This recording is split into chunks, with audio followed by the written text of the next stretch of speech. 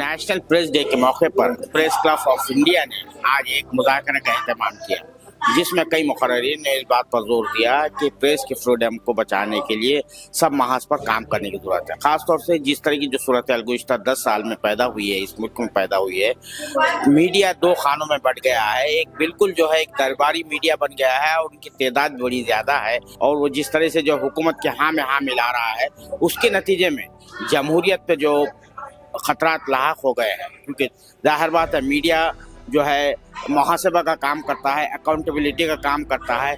Public की जो बात है वो हुक्मरानों तक पहुंचाने की फरीज़ा अंजाम देता है। लेकिन जिस तरह का जो काम जो है, यहाँ का जो बड़े बड़े मीडिया हाउसेस है जिन पर जो है कारपोरेट हाउस घरानों का कब्जा है, वो जिस तरह से काम कर रहे हैं, उसके नतीजे में जमहूरियत को शदीद ख़तरा लाहक हो गया है। और आप जानते हैं, सभी लोग जानते हैं कि जो कुछ भी आलमी तंजीमों की तरफ से जो हर साल जो रिपोर्टें शाये होती है, उसमें हिंदुस्तान का जो मुकाम है हर साल गिरता चला जा रहा है।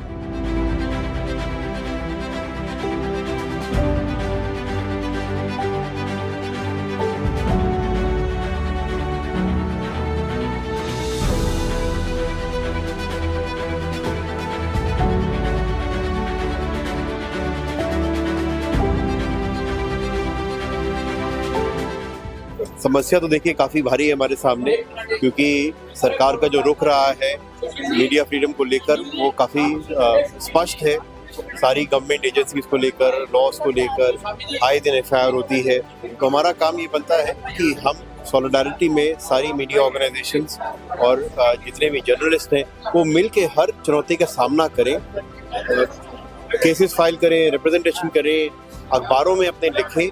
जो भी परिस्थिति है, चाहे कितनी भी निराशाजनक हो, अगर हम उस पर एकजुट होकर काम करेंगे तो कहीं ना कहीं कोई ना कोई सोल्यूशन निकल सकता है। मे बी वो सोल्यूशन नहीं होगा जो हम चाहते हैं, बट उससे उसकी उस डायरेक्शन में होता है, उसकी ओर हो सकता है। तो उम्मीद नहीं हारनी है, काम करते रहना है, सॉलिडारिटी में रहना है और किसी भी फाइट को उसके अंजाम तक लेके जाना है, अपने अखबारों के पेजेस में, वेबसाइट्स में, टेलीविजन चैनल में और कोर्ट में।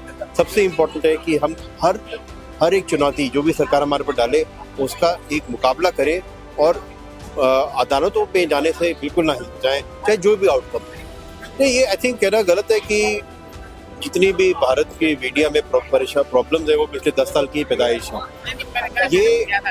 ये पहले भी मीडिया ये कहना कि बिल्कुल ही एंटी एस्टैब्लिशमेंट था, बिल्कुल गलत है। मीडिया इंडिया में, स्पेशली लार्ज मीडिया, हमेशा ही प्रो एस्टैब्लिशमेंट रहा है। ये जरूर रहा है कि पहले कभी सरकार इतनी ज्यादा तीव्रता से एक डर का माहौल नहीं पैदा कर रही थी, तो वो डर का माहौल पैदा हो गया है।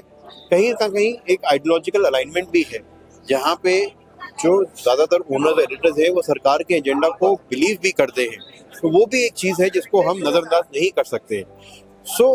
पहले भी मीडिया सरकार पे जिस तरह की आलोचना करनी चाहिए थी वो नहीं करता था, बिकॉज मीडिया मॉडल ऐसा रहा है। सरकारी विज्ञापनों का हमेशा एक निर्भरता रही है, तो वो तो हमेशा सही रहा है। लेकिन अब ज्यादा कि उस निर्भरता को इस सरकार ने एक अलग ही लेवल पे एक्सप्लॉइट करना शुरू कर दिया है, और उसमें कई सारे मीडिया ऐसे हैं जो प्रो एस्टैब्लिशमेंट हो गए हैं, ज्यादा प्रो एस्टैब्लिशमेंट हो गए, जितना वो पहले थे उससे ज्यादा हो गए। तो इसलिए वो एक खाई वो बढ़ गई और खाई में ज्यादा मीडिया प्रो एस्टैब्लिशमेंट हो गया है। ये ज्यादा दुख की बात है। गौतम लहरी साहब, पिछले 10 सालों में जो है मीडिया का जो हाल हुआ है यहाँ पर, जिस तरह दुनिया में एक नाम था इंडियन मीडिया का, तो उसको आज प्रेस फ्रीडम डे मनाया जा रहा है, तो आप कहाँ देखते हैं? Where we stand now? 16 नवंबर जिस दिन में एक्चुअली हमारा प्रेस काउंसिल का प्रतिष्ठा हुआ था, तो ये हमारा आइडिया था कि प्रेस का जो फ्रीडम उसको बचाने के लिए प्रेस काउंसिल काम में आएंगे। तो लेकिन हाल में जो देखा गया कि जो हाल में पिछले खास दौर में पिछले 9 साल में बिल्कुल ही प्रेस का हालत खराब है। इसलिए हमने जो तय किया, इसको ऑब्जर्व सिर्फ नहीं करना है, क्या हम आगे कार्रवाई करेंगे। इसके लिए हम करना चाहते थे कि हम एक जो पत्रकारों पर हमला हो रहा है, सब लोग जो इसके बहुत परेशानी में है, गिरफ्तार हो रहा है, टेररिस्ट लॉ पत्रकार पर लगाया जा रहा है, इसके लिए हम चाहते थे कि प्रेस क्लब क्या कर सकते हैं। तो हमने एक लीगल सेल का अनाउंस किया है। हम इसके बाद सारे जो डिस्ट्रेस जर्नलिस्ट है उसके साथ हम खड़ा होंगे।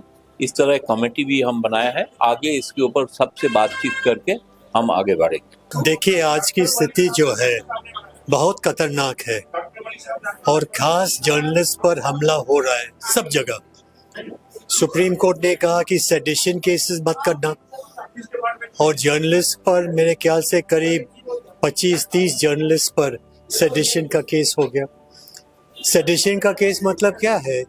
उन लोगों ने सिर्फ आलोचना किया सरकार का, थोड़ा सा भी आलोचना करे और सेडिशन का केस हो गया और जेल में है। किशोर चंद्र जो मणिपुर का था, उसने चीफ मिनिस्टर को थोड़ा ठोस आलोचना किया, उसको अरेस्ट किया, 1 साल अंदर था। तो सब जगह है। अब क्या हुआ कि सुप्रीम कोर्ट ने स्टे किया कि सेडिशन का केसेस कोई भी पुलिस ऑफिसर फाइल नहीं करेगा, तो ये खत्म हो गया ये। लेकिन नया डर ये है और ये पुलिस का नया चाल है कि जर्नलिस्ट के पास जाना, उनका लैपटॉप कब्जा करना, उनका फोन लेना, ये करना गैर कानूनी है। क्रिमिनल प्रोसीजर कोड में, आईपीसी में कोई ऐसा प्रावधान नहीं है कि आप जर्नलिस्ट का फोन ले सकता है। सर्च एंड सीजर जो है, पुलिस को कब्जा करने का जो अधिकार है, हथियार अगर हो, हथौड़ा अगर हो, गन अगर हो, तो आप नाइफ अगर हो, चाकू अगर हो, तो वो कब्जा कर सकता है। लेकिन फोन में क्या है? फोन कोई हथियार नहीं है और फोन के भीतर जो है वो जर्नलिस्ट का जो प्राइवेट इंफॉर्मेशन है। लोगों से बात किया, जर्नलिस्ट कॉन्फिडेंशियली बात करेंगे और आपसे फैक्ट लेगा। अगर आप एक्टिविस्ट हो तो एक्टिविस्ट से इंटरव्यू करेगा। ये कब्जा करना गैर कानूनी है और मेरे हिसाब से कोई भी जर्नलिस्ट को अगर पुलिस बोलेगा तुम्हारा फोन देना, जर्नलिस्ट कहना चाहिए कि हम नहीं देगा साहब, तुमको जो करने का करो, मैं लिखित रूप से दे दूंगा, मैं आपको नहीं दे दूंगा। मैं जर्नलिस्ट हूँ, आपका अधिकार नहीं है मेरा फोन लेने का। ये होना चाहिए, है ना। यहाँ पर जो मुज़ाकरा हुआ जिसमें सिद्धार्थ राजन साहब वायर की जो फाउंडर एडिटर हैं वो थे, और कैरवान जो मैगजीन है और उसकी जो वेबसाइट है उसके जो एडिटर अनंतनाथ साहब थे। अनंतनाथ साहब एडिटर्स गिल्ड ऑफ इंडिया के भी प्रेसिडेंट है, चेयरमैन है। इसके अलावा प्रेस क्लब ऑफ इंडिया के चेयरमैन प्रेसिडेंट गौतम लौरिया साहब और दीगर सहाफ़ियों ने इस जलसे को, इस मुज़ाकरे से खिताब किया और प्रेस को जो लाहक खतरात है उससे आगाह किया। कैमरामैन जीशान राय के साथ मैं अब्दुल बारी मसूद, नई दिल्ली।